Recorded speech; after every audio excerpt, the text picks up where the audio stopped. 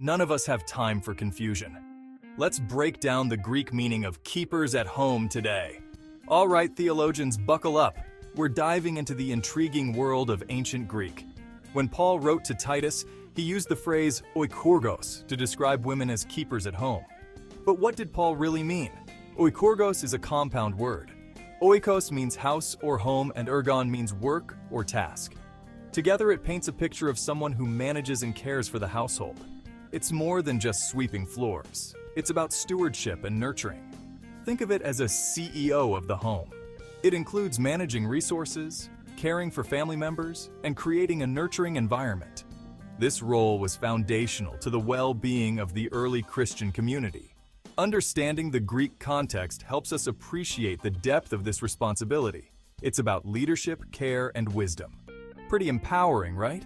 So next time you read Keepers at Home, remember the rich, multifaceted role it represents. It's not just about chores, it's about creating a sanctuary for growth and love. Thanks for watching. If you enjoyed this deep dive into biblical Greek, hit that like button and subscribe for more enlightening content. See you next time!